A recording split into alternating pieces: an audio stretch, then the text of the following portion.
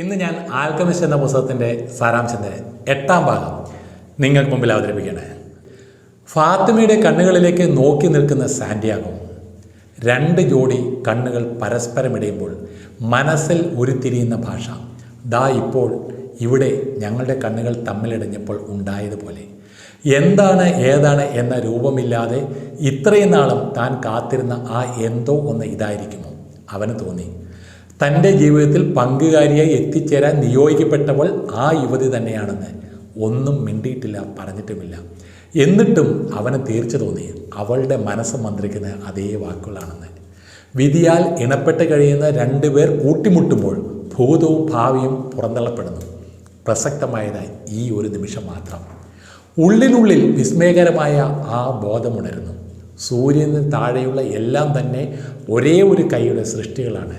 ഹൃദയത്തിൽ പ്രണയമുയർത്തുന്നതും അതേ കൈകൾ തന്നെ. ഓരോ വ്യക്തിയിലും 2 ആത്മാക്കളെ സൃഷ്ടിച്ചു വയ്ക്കുന്നതും അതേ കൈകൾ തന്നെ.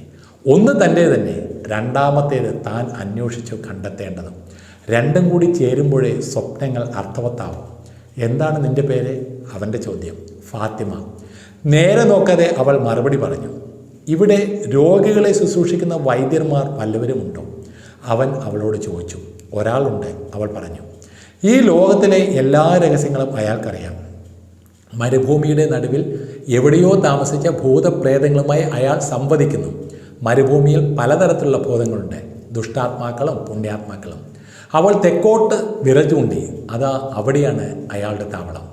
പിന്നീട് അവൾ അവിടെ നിന്നില്ല. തോളിലെ ചെപ്പുകുടത്തിൽ വെള്ളം നിറച്ച് കടന്നുപോയി. ഇംഗ്ലീഷുകാരന് ധൃതിയായി. ഒരു നിമിഷം കളയാതെ അയാൾ ആ ആൽക്കമിസ്റ്റിൻ്റെ താവളം അന്വേഷിച്ചിറങ്ങി. അവൻ കിണറ്റിങ്കരയിൽ തന്നെ ഇരുന്നു, ഓരോരോ ആലോചനകളിൽ മുഴുകി. അന്നൊരു ദിവസം ടരീഫിൽ വെച്ച് മരുഭൂമിയിൽ നിന്നും വീശുന്ന കാറ്റിലൂടെ ഈ യുവതിയുടെ ഗന്ധം താൻ അനുഭവിക്കുണ്ടായില്ലേ? അന്നേ തൻ്റെ മനസ്സിൽ അവളോട് അനുരാഗം തോന്നുകയുണ്ടായില്ലേ? ഇങ്ങനെ ഒരാൾ ഇവിടെ ജീവിച്ചിരിപ്പുണ്ടോ എന്നുപോലും അന്ന് താൻ അറിഞ്ഞിരുന്നില്ല. അവളെ പ്രതി മനസ്സിൽ വളർന്ന ഈ പ്രേമം ലോകത്തിലെ നിധികൾ എല്ലാം തന്നെ നേടിയെടുക്കാൻ തന്നെ പ്രാപ്തനാക്കില്ലേ? ഒരിക്കൽ കൂടി അവളെ കാണണമെന്ന മോഹത്തോടെ അടുത്ത ദിവസം വീണ്ടും അവൻ കിണറ്റിൻകരയിലെത്തി. അപ്പോഴേക്കും ഇംഗ്ലീഷുകാരനും അവിടെ വന്ന് ഇരിപ്പുറച്ചിരുന്നു. സന്ധ്യ മയങ്ങും വരെ ഞാൻ കാത്തിരുന്നു. സന്ധ്യ കഴിഞ്ഞ് നക്ഷത്രങ്ങൾ തെളിയാൻ തുടങ്ങിയ നേരത്താണ് അയാൾ വന്നത്.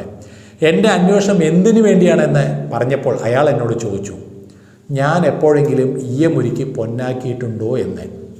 ഞാൻ പറഞ്ഞു, ആ വിദ്യ പഠിക്കാനാണ് ഞാൻ വന്നിരിക്കുന്നതെന്ന്. അതിനയാളുടെ മറുപടി, എന്നാൽ പോയി ശ്രമിച്ചു നോക്കൂ എന്നായിരുന്നു. വേറെ ഒന്നും പറയുണ്ടായില്ല. വെറുതെ 2 വാക്ക്, പോയി ശ്രമിക്കൂ എന്ന്. അതുതന്നെയാണ് ഞാൻ ചെയ്യാൻ പോകുന്നത്. ഇപ്പോൾ തന്നെ തുടങ്ങിയേക്കാം. നിറഞ്ഞ ഉത്സാഹത്തോടെ ഇംഗ്ലീഷുകാരൻ എഴുന്നേറ്റു. അയാൾ പോയപ്പോഴത്തേക്കും ഫാത്തിമ വന്ന് വെള്ളം കോരാൻ തുടങ്ങി. യാതൊരു മടിയും കൂടാതെ അവളുടെ അരികിൽ ചെന്ന് അവൻ പറഞ്ഞു, ഒരേ ഒരു കാര്യമേ എനിക്ക് നിന്നോട് പറയാനുള്ളൂ. നീ എന്നെ വിവാഹം കഴിക്കണം. നിന്നെ ഞാൻ അത്രമാത്രം സ്നേഹിക്കുന്നു. അവളുടെ കയ്യിൽ നിന്നും കുടം വഴുതി വീണു. കോരിയ വെള്ളം മുഴുവൻ ഒഴുകിപ്പോയി. എന്നും ഇവിടെ വന്ന് ഞാൻ നിന്നെ കാത്തിരിക്കും, അവൻ പറഞ്ഞു. പിരമിഡുകൾക്ക് എവിടെയോ കിടക്കുന്ന ഒരു നിധിയും തേടിയാണ് എൻ്റെ യാത്ര. ഇവിടെ നടക്കുന്ന ഈ യുദ്ധം എൻ്റെ വഴിമുടക്കി.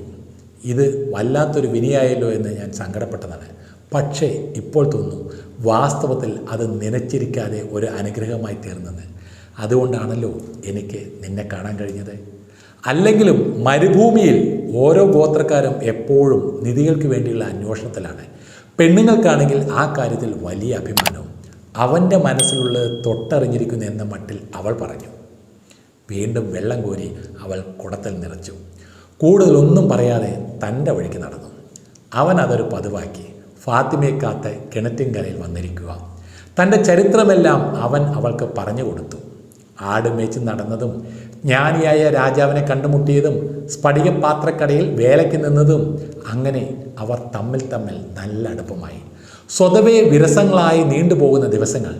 അവളുടെ അരികു പറ്റി കഴിയുന്ന ഏതാനും നിമിഷങ്ങൾ മാത്രമേ അർത്ഥപൂർണമായി എന്ന് അവന് തോന്നിയിട്ടുള്ളൂ. നമ്മൾ ആദ്യമായി കണ്ടുമുട്ടിയതിൻ്റെ പിറ്റേ ദിവസം നീ എന്നോട് പറഞ്ഞില്ലേ എന്നെ സ്നേഹിക്കുന്നുവെന്ന്?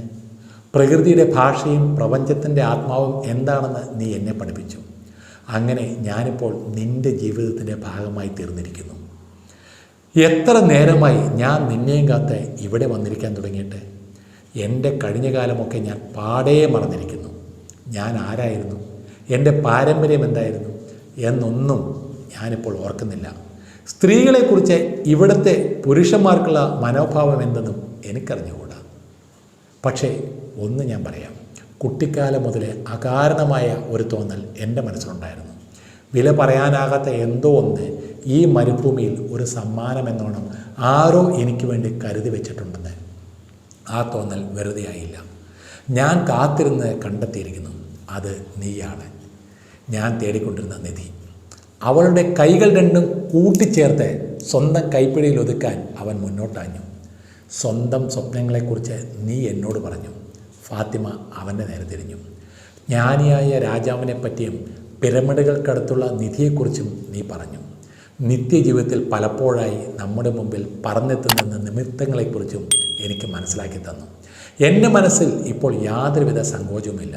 നീ പറഞ്ഞ ആ വിധി തന്നെയാണ് ഇപ്പോൾ നിന്നെ എൻ്റെ അരികിൽ കൊണ്ടെത്തിച്ചെന്നിരിക്കുന്നത്. ഇനി മുതൽ നമ്മൾ രണ്ടല്ല, ഒന്നാണ്. നിൻ്റെ സ്വപ്നത്തിൽ, ജീവിതത്തിൽ കണ്ടെത്താൻ പോകുന്ന നിധിയിലൊക്കെ ഞാനും പങ്കുകാരിയാണ്. ഏതാനും നിമിഷം അവൾ എന്തോ ആലോചിച്ചു നിന്നു. പിന്നെ എല്ലാം ഉറപ്പിച്ചിട്ട് എന്ന പോലെ തുടർന്നു. അതുകൊണ്ട് ഞാൻ പറയുന്നത്, യാത്ര തുടരൂ. ലക്ഷ്യത്തിൽ എത്തിച്ചേരും വരെ മുന്നോട്ട് പോകൂ.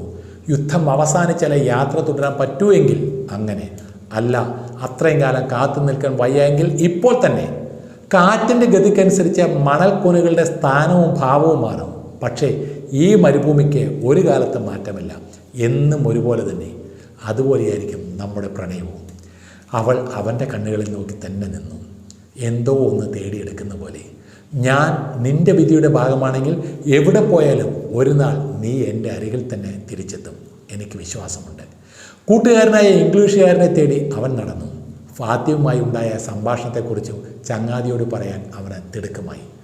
അവിടെ ചെന്നപ്പോൾ അയാൾ തൻ്റെ കൂടാരത്തിൻ്റെ മുറ്റത്ത് ഒരു ചൂള ഉണ്ടാക്കി വിറക് കൂട്ടി കത്തിച്ച് അതിനു മീതെ സുതാര്യമായ ഒരു പാത്രം കയറ്റി വെച്ച് എന്തോ ഒരുക്കിക്കൊണ്ടിരിക്കുകയായിരുന്നു. അകലെ മരുഭൂമിയിലേക്ക് ഉറ്റുനോക്കിക്കൊണ്ടിരിക്കുന്ന അയാളുടെ കണ്ണുകളിൽ പതിവില്ലാത്തൊരു തിളക്കം. ഇതെൻ്റെ പരീക്ഷണത്തിൻ്റെ ആദ്യ ഘട്ടമാണ്, അയാൾ വിശദീകരിച്ചു. ഗന്ധകത്തിനെ ഈ മൂലകത്തിൽ നിന്ന് വേർതിരിക്കണം. ഒരു 10 കൊല്ലം മുമ്പേ ഞാൻ ഈ പണി തുടങ്ങേണ്ടതായിരുന്നു. പേടി ശരിയായില്ലെങ്കിലോ? ഇപ്പോഴെങ്കിലും മനസ്സിലെ ആ ശങ്ക തട്ടിമാറ്റി ഈ പണി തുടങ്ങാൻ കഴിഞ്ഞല്ലോ. ഇനി ഒരു പക്ഷേ എനിക്ക് ആ മഹാവിദ്യ സ്വന്തമാക്കാൻ കഴിഞ്ഞേക്കും. ഒരു സമാധാനം മാത്രം, 10 വർഷമല്ലേ പാഴായിപ്പോയുള്ളൂ. 20 വർഷം കാത്തിരിക്കാൻ തോന്നിയില്ലല്ലോ. സാന്റിയാഗോ ഒരു കല്ലിൽ ചെന്നിരുന്ന മനോരാജ്യത്തിൽ മുഴുകി. തന്നെ ചൂഴ്ന്നു നിൽക്കുന്ന ഈ ചക്രവാളത്തിലെ മന്ത്രശക്തിയിൽ താൻ സ്വയം നഷ്ടപ്പെടുകയാണ്. പ്രേമത്തിൻ്റെ 2 ഭാവങ്ങൾ, തിരിച്ചൊന്നും പ്രതീക്ഷിക്കാതെ കണ്ടുള്ള ശുദ്ധമായ സ്നേഹം, താൻ സ്നേഹിക്കുന്ന എല്ലാ അർത്ഥത്തിലും തൻ്റെ സ്വന്തമാക്കണമെന്ന അവകാശബോധം, രണ്ടിനെയും ഇഴപിരിച്ചെടുക്കാൻ അവൻ വെറുതെ ശ്രമിച്ചു. പിന്നെ ബോധ്യമായി, വേർതിരിച്ചെടുക്കാനാകാത്ത വിധം അവ രണ്ടും ഒന്നായി ചേർന്ന് കിടക്കുകയാണ്. പ്രിയമുള്ളവരെ, ആൽക്കമിസ്റ്റ് എന്ന പുസ്തകത്തിൻ്റെ സാരാംശം 8ാം ഭാഗം ഇവിടെ അവസാനിപ്പിക്കുകയാണ്. ഈ വീഡിയോ കണ്ടതിന് നിങ്ങൾക്ക് നന്ദി. വീണ്ടും അടുത്തൊരു വീഡിയോയുമായി വരുന്നവരെ this is Sudheer Menon signing off.